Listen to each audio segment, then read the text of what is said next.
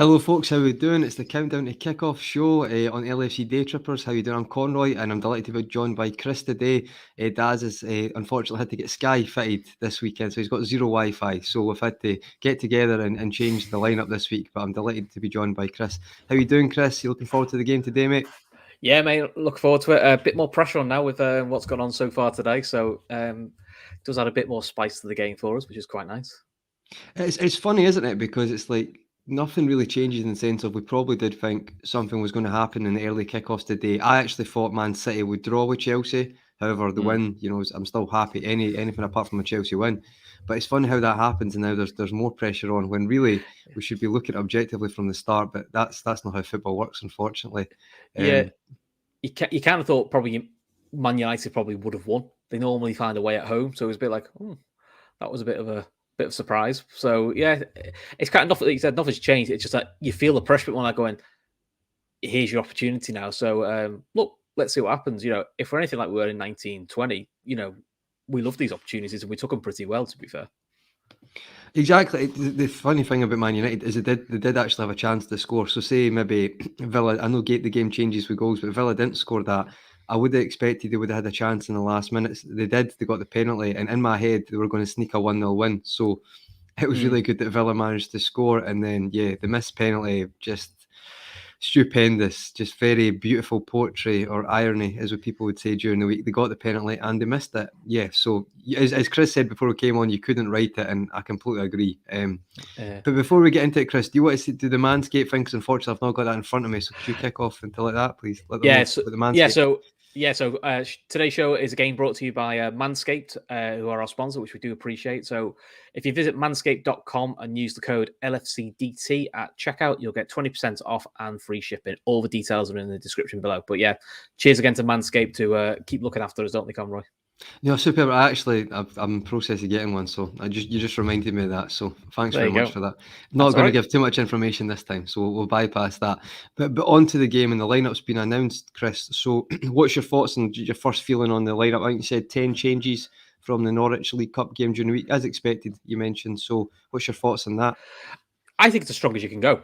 The only debate was which one, who's the third midfielder? Is it Milner? Is it Chamberlain? Is it Jones? That was the debate. I don't think it was much of a debate. It was never going to be Chamberlain because he didn't take his opportunity against Norwich. I don't think we should risk Milner back-to-back Prem games, and also he's just come off the back of being ill. And Trent's starting today, who has just had illness, so you got Milner to cover. So Jones, to me, deserves to start because City's come out from concussion. Very mature against AC Milan, playing left wing. Very good when he came on against Palace. Just kept it simple, kept it ticking over, not afraid to take a shot from distance. And then he was really mature, I thought, in the Norwich game where he was playing as a 6, which is not his position. And the second half, he moved further forward. So I think it purely should be reward for how he's played. Look, if Naby hadn't kicked the floor, I'm sure he'd have probably started. But, these are the breaks you get. So this is your opportunity now for Jones. I mean, fingers crossed. It's out. Hopefully, Keita should be back probably for the Porto game. Fingers crossed. So it gives us options. So, but look, it's a really strong lineup. Back four is the back four that we all expect. It's literally Jones is the only difference. We've got the main man Mo Salah, and then bench wise, can't really argue with it. Minamino's now looks like a proper bench option because he's got a bit of confidence. No, he does look confident. He does look confident, Chris. I would say that about him. He definitely has a bit of a, I'd say key, which is key because for me, Minamino can just come on and be that option to affect the game, and I'm delighted with that, to be honest, mate. Hopefully that continues. But the bench, you could say, we're not going to get into the have we got depth, good enough depth today debate. But however, I think that's quite a strong bench as well. You can maybe, some folk were saying Ox maybe started today, but I completely agree that Jones was kind of slightly forgotten about his performances last season. So I'm very happy he's got the start today. I think so, yeah. I think Kev Ball in the chat brings up an interesting point. It'd be interesting how we manage Matip. So he probably won't play in Porto. I think you're probably right. So it's then the debate, is it Gomez, is it Canate who starts against Porto? Or the question is it both of them? I know we have to manage Matip, but you've still got to manage VVD coming back from a good point. Good point. I could still see it being VVD for Porto away. I would just for that, you're taking the chance. But maybe Canate, because of the 2 games he played on the bounce, maybe I would say lined up for poor. But we can discuss that closer to that game, obviously. Yeah. But look at the bench. There are game changers there for different roles. If you're looking for a goal now, you don't feel dread if you throw him in a Mina one because he's in form. And in fairness to Divock, as much as he's much maligned, he's in a bit of form at the moment. So you kind of ride the wave with Divock. When he's in form, use him until he's not. And then you've got what I call the grown up on the bench in James Milner. So if we're winning, which hopefully we are, you bring him on to close the game out. If we're losing, you bring him in to just up the game and up people's levels. So he's kind of an ideal opportunity for us, really. And then we've got Tsimikas, who probably will feel he's a bit unlucky because he's whenever he's played well. No, he absolutely has. And I think I'd said that a couple of days ago when we were on a stream, Chris, and I think because this is Brentford away, I do think it's played into Klopp's mind. I feel like if this was Brentford at home, similar to the Burnley and the Palace game, we both played both those games, I feel like he probably started Tsimikas. It's a huge game today, and I know we just said at the start that it was a huge game before this weekend, but with what's happened as well, it's a massive game. There can't be any complacency today. There can be zero. And as much as we're all confident we can win, we really have to. This is one that Griffin Park, still called Griffin Park. I might be wrong, but I'm sure. No, it's Brentford changed. Brentford Community State. Sorry, I don't know why I thought that. Apologies. But the place is going to be buzzing, bouncing. It's the first time they've had a top 6 opponent this season. They're going to be right up for it. Now, the first 10 minutes is key. I think we're really good at doing that, especially in Norwich with the fans back the first game. It's a different team, Norwich, but we're really good at calming that down and not giving the crowd anything. I think that's very important today. We've got some very good players, good manager, good system, and I just feel like really we can't be complacent today. We have to win the battle, and then our class will outshine. But I do think it will be. I think they're going to, as I think someone really outlined, Thomas Frank in the Championship. It was like possession. It was a podcast I listened to the other day, possession, and then their attack and play to break teams down in the Championship. Whereas in the Premier League, it's like he's adapted to each team he's playing to disrupt them. So I feel like he'll try and do the same today. So it's about us giving the same as them, as you should anyway as footballers, in the same battle to it, and then our class should shine through. Hopefully, anyway, mate. It should do. I mean, hello to Daz, who's saying it's a huge opportunity today for us to make a statement. It is.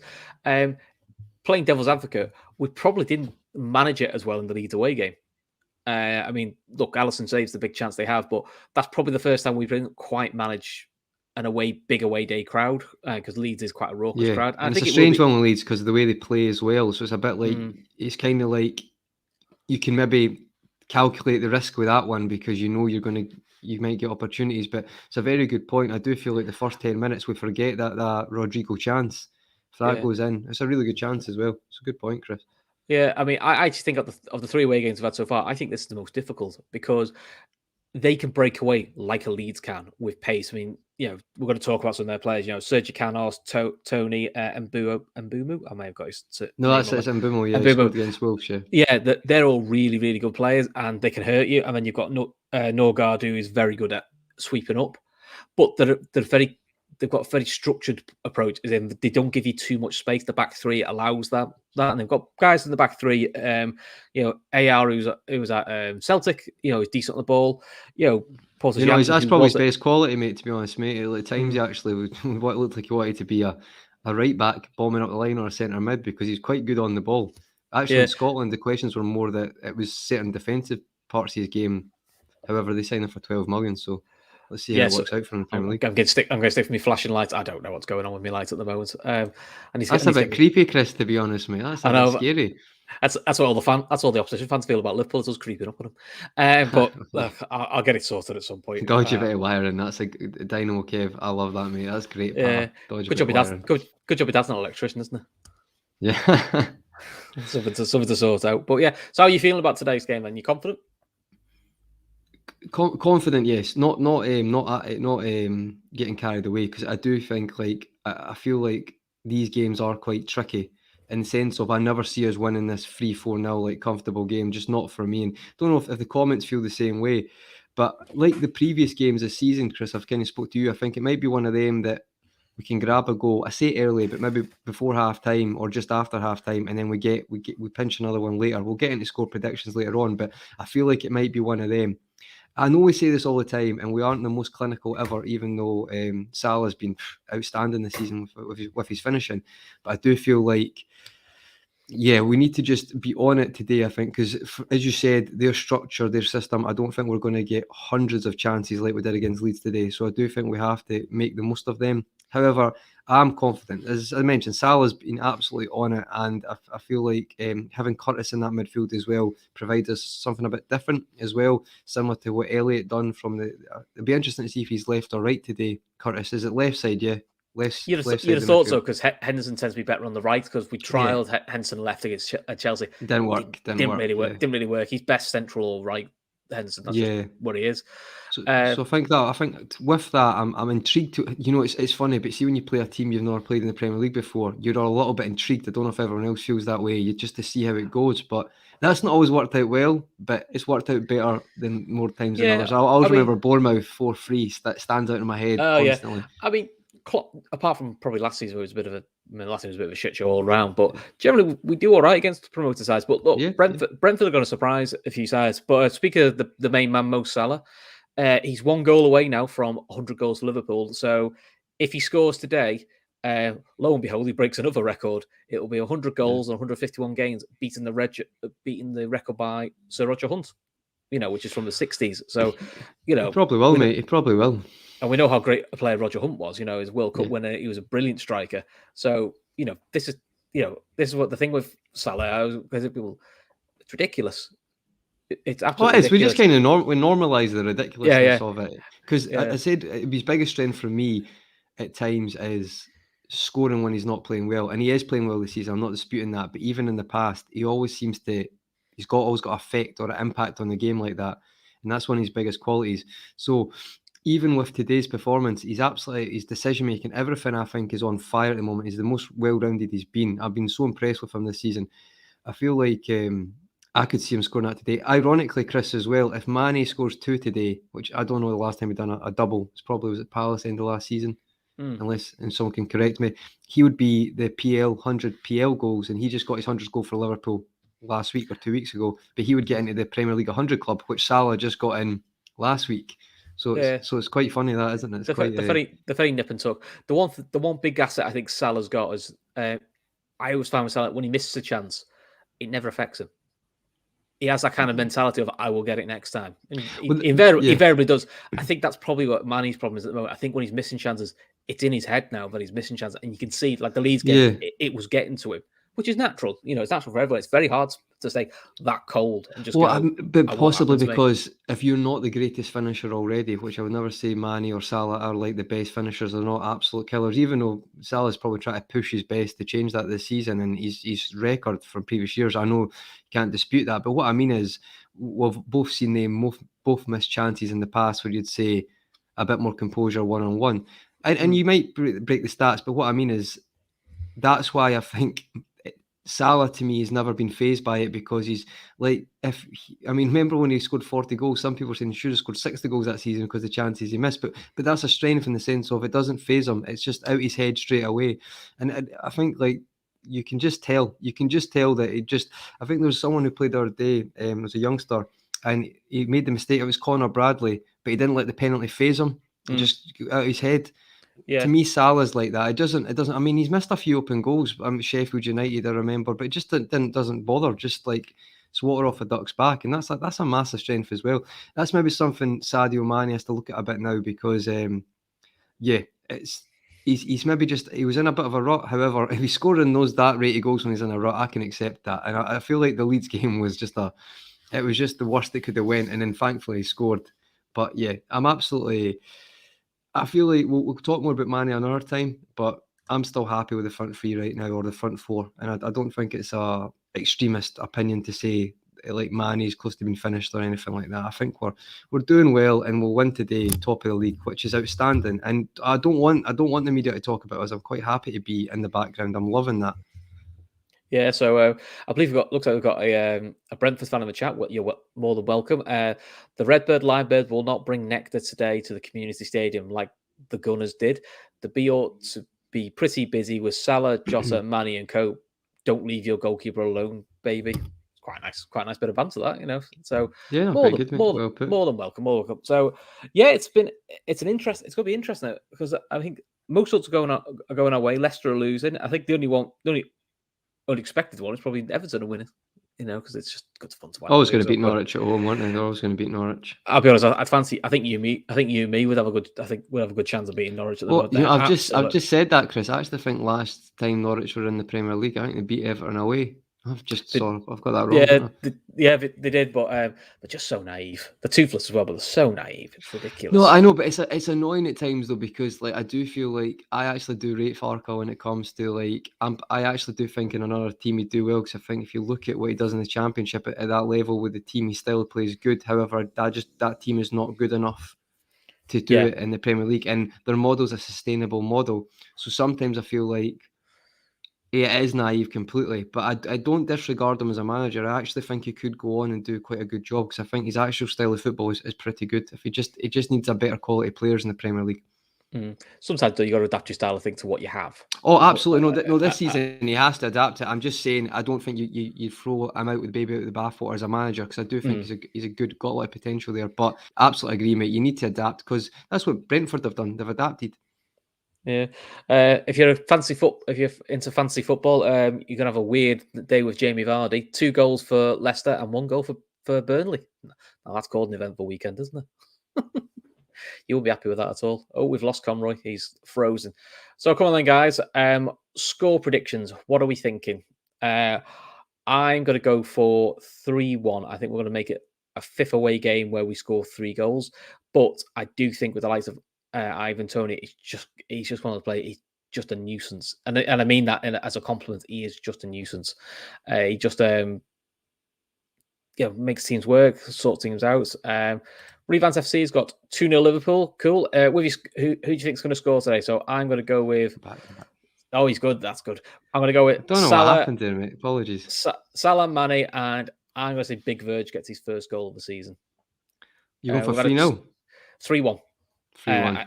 I just think Ivan Toney, as I've said, I just think he's a pest, and I mean that as a compliment. Yeah. Oh, his work rate as well. For a system is outstanding. He was at left back the other day defending. Unbelievable. Yeah, he's just he's really. I just think he just causes any team's problems. He's just that type of player. You see the assist the other day as well. That was like a brilliant. clever assist. That's an intelligent pass. No, I just think I really like Tony. I've been really impressed the way he fits in, him and Buemo. So maybe I think we'll deal with them today because our back four's strong. But I do think they'll cause some teams in the Premier League. We've already seen it. Arsenal, Wolves, who else did they beat as well? I can't remember. I feel like they'll cause other teams quite a lot of hassle. But I think we'll deal with it today. They've beaten Wolves and Arsenal, and now interestingly their home record is beat Arsenal. They lost to Brighton, didn't they? Yeah. Lost to Brighton, and they drew Palace. So it's been a mixed bag of a start from this. I can see why this game's on telly though, because for TV, it's a potential banana skin for Liverpool, but it's a big game for it's their biggest game, that they've had at the new stadium. Yeah. So the crowd is outstanding against Arsenal. See, doing Hey Jude at the end. Fair play to them. It was outstanding.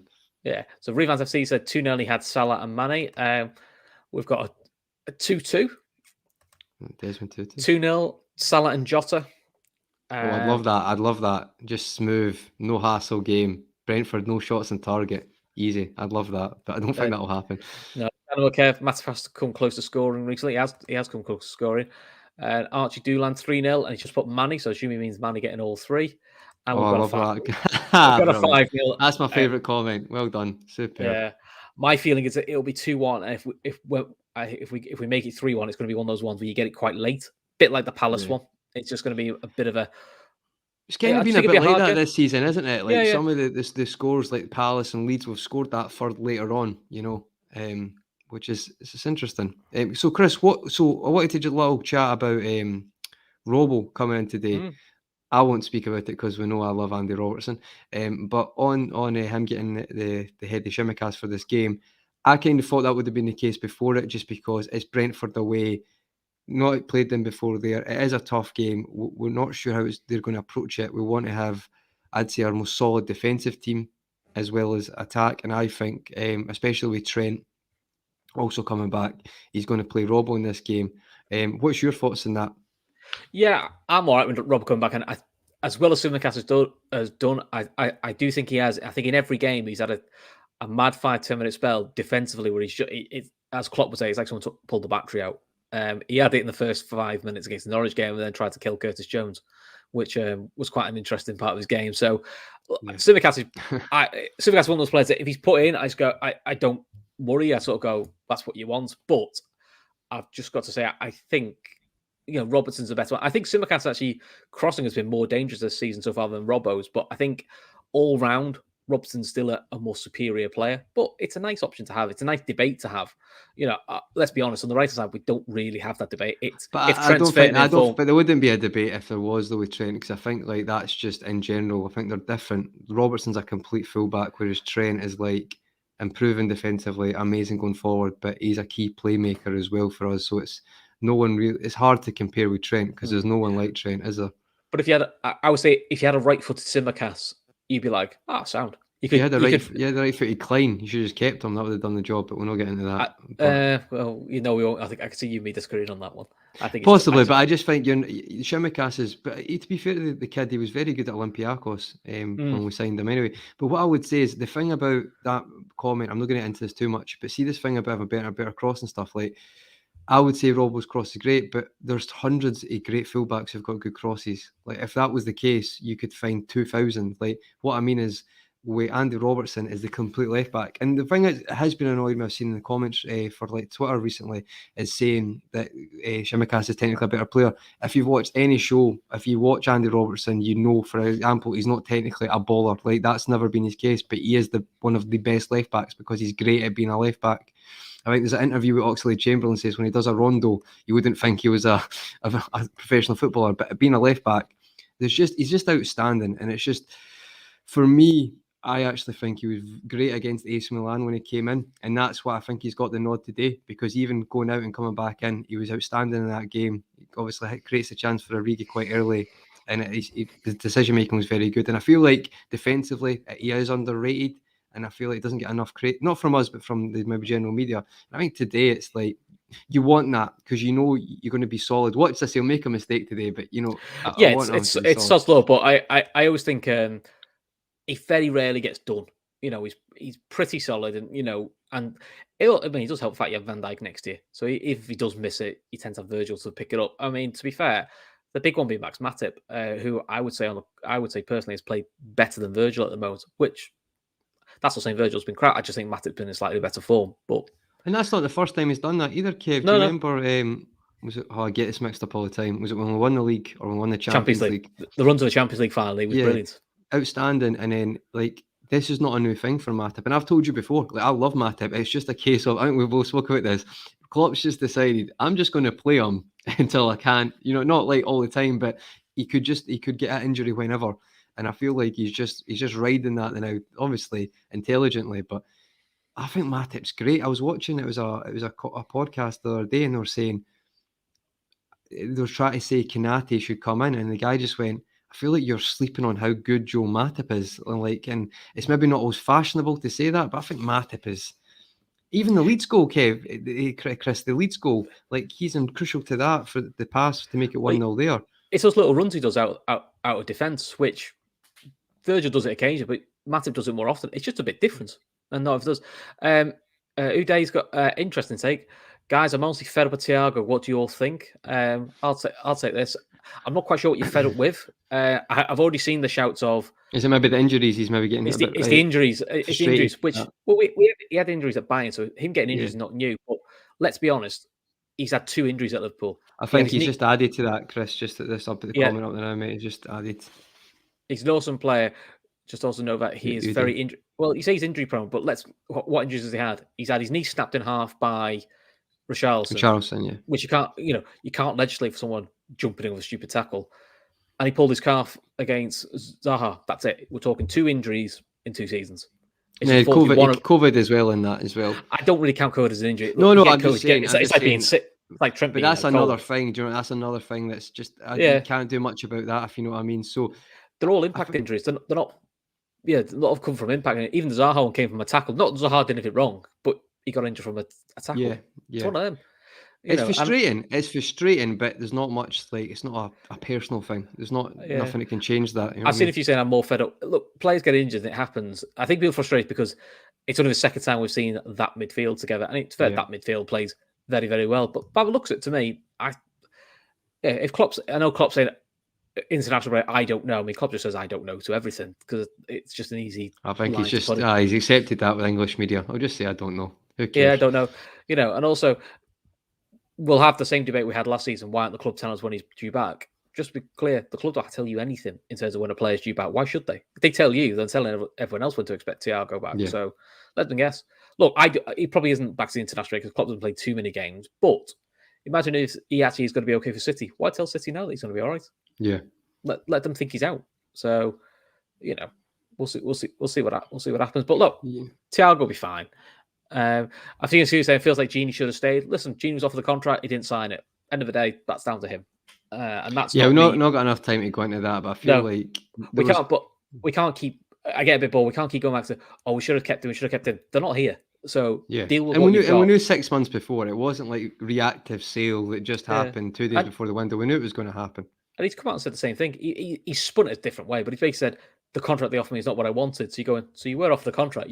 You wanted a different one, which is fine. That's his choice. He didn't get the contract he wanted, so he went. That's just football. That happens hundreds of times. Happens to a lot of players. It's not a little Genie thing. So I think he's all right, really. So come on, Conroy. You've sat on the fence long enough. What's your score prediction? No, I've said it a few times this week. I think it will be 2-0. I think you said similar. I said 3-1. To be fair, 3-1. I'd say 2-0. I was thinking 2-1. I'm going to say 2-0. Get a goal reasonably okay, maybe before half time or just after half time, and then a second one similar to what you were saying about the third goal, like Leeds and Crystal Palace. Get the second one a bit later on. One of them, it's like you get it, but really it's just that kills the game off. Like maybe the last 15 minutes, last 10 minutes. Yeah. I mean, I was still listening to the Anfield wrap, but Neil Atkinson from Anfield was bang on. He said, in some games, you're not too concerned Liverpool go behind. You don't want to go behind, but you're going, well, they can come back from this. This does feel like a first goal win, first goal crucial. I just don't think I've got a feeling Brentford. I don't think you want to be chasing against Brentford. I think it plays into their hands a little bit more. So, especially last season, I know it's a different team, and I understand that completely. It's not the same team. We've got a lot of players back, but last year it felt like as soon as we conceded the goal, first or 90th minute, obviously not 90th minute, first or 45th, the game was, we couldn't see us getting back to win because we just didn't have the confidence in the team, and that was because of the players. I'm not saying that. There's loads of reasons for that. So yeah, ideally you don't want to be going, but as I say, this is like the season before. This is a team where we've got that mentality that we can come back. But ideally, Chris, don't want to have to do that today, mate. No. I would actually look. Listen, I'll take any win. I don't, and people know me. I'm quite take any win. Free on goals, mate. Free on goals. Yeah. I'll take an 80. I'll take a 91st minute winner off someone's arse. I don't really care. But it would be nice for us to just almost like do a bit of a routine win where everyone goes like, Liverpool come, they see off the challenge and they get the job done. Now, to be honest, I don't think you're going to get a routine win against Brentford. They just seem a side that's going to make it difficult for you because they're a good side. They don't look like they don't look like a newly promoted side. They look a lot better organised than some of the sides have been in the league for a couple of years. So it's going to be a tough game, but I'm looking forward to it. So listen, guys, what's that? Is there just any that comment before we finish? We agree for Bazuma. Wouldn't have a clue, mate. Wouldn't have a clue. I've not heard anything on that, mate. But if anyone else in the comments knows, just type it in. Yeah, I quite like him. He looks brilliant good. Player. Very good. I like him. If it's going to happen, it's not going to happen until January or next summer. So it's not. He started very well this season as well, Chris. I mean, obviously, I mentioned Brighton the other day, but Brighton it helps. I do think that culture where he is and the style really does help, and it shows his strengths. So it'd be very interesting. He's one of the leaders on the pitch, which is cool, and it's a characteristic that Liverpool will look for in a player. So cool. So listen, guys, join us again later when the guys from Red Sea Podcast will be doing it. They'll be doing a post-match show. Hopefully they'll be talking about another Liverpool. Before we finish, Chris, can I just say who were your player of the match? Just before we finish, who'd be your player of the match today? Fabinho for us today. I think he's crucial. So I'm going to go Fabinho. Who are you going to go? It's obvious. I'll say Salah. I think obviously will tell you, but I'm going to change that. I'll say I think he'll score, but I'd say maybe the player of the match. I actually think, I'd probably agree with you, mate. I actually think I was thinking about before Fabinho, just his form. I'd say he's the best DM in the world right now, with his defensibility and his passing on top of it. And to be honest, I can't look past that right now. I feel like these type of games, his reading the game's quite important, and it has been recently. It's been outstanding. So I'd agree with you. I'd say Fabinho, mate. Oh, and the other thing, this is how much we've had to talk about today. We've not even mentioned Bobby's back Forgot that one. Bobby's on the bench. Yeah, so that's how do you feel about Bobby coming back? Good option brilliant. for the bench. It's another option. I mean, I was talking about Minamino and Riga come on. We've got Firmino's come off the bench, who, to be fair to, before the injury against Chelsea, was looking lively. He'd already got his first goal of the season, got that monkey off his back. And when he's come off the bench against Norwich and when he's scored it, he's looked good. So again, it gives us another option, and it gives us a rotation option now for Porto. So if it was me, I'd have Firmino start against Porto and rest one of the front three ready for City. But that's more of a quality option to bring in now. So, but listen, we'll let everyone go now because it's it's 5 o'clock. People want to watch the game. Mate, so one of the comments said they need to go and walk the dog out before the game. Mate, I actually have to go and walk my dad's dog. So thanks for that. I think it was Dynamo Kev. I need to go now. So thanks for that, Chris. But we'll finish up now. And thanks for all the comments as usual, folks. Outstanding. Ask as well. I've got a little person who's trying to get into the room as well, so that's going to be fun. Okay. So listen, guys. Remember, Red Sea Podcast will be doing a post-match show for us later, so stay tuned for that. And then we will Gavin the guys back on Sunday, probably Conroy as well, because he's on every show these days. He's like a regular now, bud. Yeah, I know. I don't know if that's a good thing or a bad thing. People just see me all the time. Someone last night said I see you more than my missus. I'm sure that's a good thing. Well, listen, guys, take care of yourself and up the Reds. Hope we get a win today.